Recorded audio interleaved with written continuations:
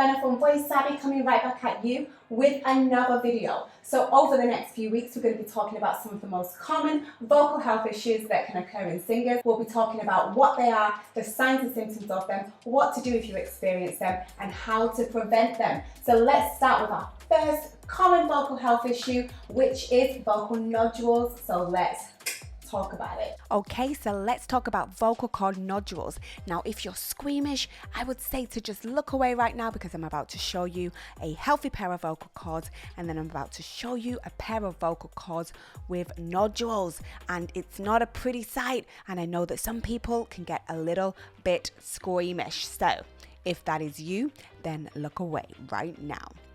So here's a healthy pair of vocal cords, and they are looking very good. Not, maybe they are to me, but maybe not to you. And then here is a pair of vocal cords with nodules, which are definitely looking much worse than, the healthy pair of vocal cords. But these are vocal cords with nodules. But let's just talk a little bit about vocal cord nodules. Let's talk about it a little bit and how you get nodules. So nodules, they are paired. You will never have a nodule. Nodules are a frictional problem.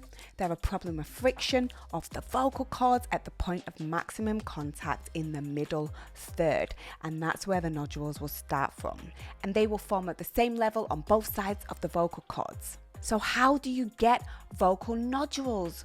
Well, vocal nodules usually happen as a result of a vocal cord trauma, when using the voice too much, too loud, or incorrectly over a period of time, which could be weeks, months, or even years, and this results in the vocal cords thickening, similar to calluses on the foot. You can think of it like this: when you start a running program, you may get watery blisters on your feet due to friction, but then if you rest, the blisters will go away.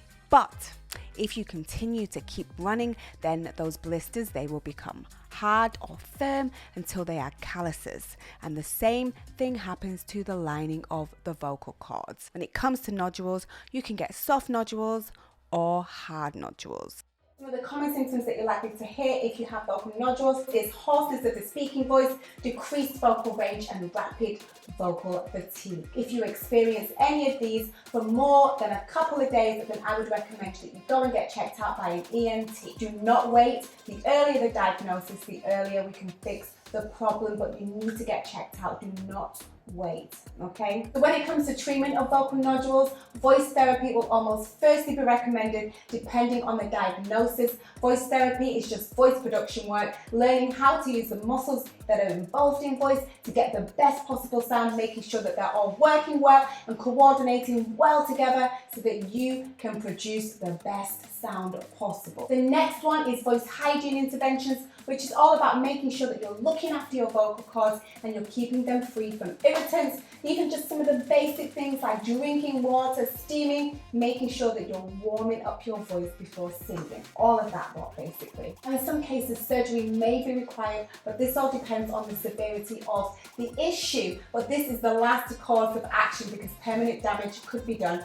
in surgery. It's like, can you trust the surgeon to not just cut a little too much into the epithelium layer, tissue covering of the vocal cords while they're cutting off the nodes?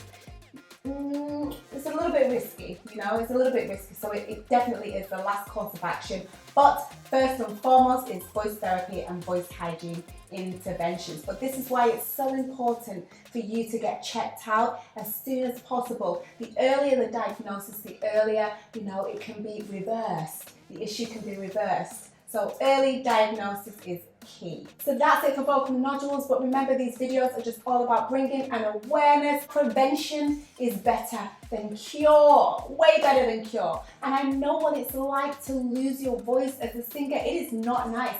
I literally just lost my voice last week. I couldn't do anything. I couldn't upload any new YouTube videos for you guys, and it was just awful. So it's just making sure that you are using your voices in the best way possible, and that if you do have a cold or laryngitis, that you're just aware of that and you don't overuse your voice, that you lose it like I did, But yeah, but that is it from me, my amazing people. Thank you so much for watching. Thank you so much for your support. Really appreciate it. See you again soon. Peace out. Have an amazing week.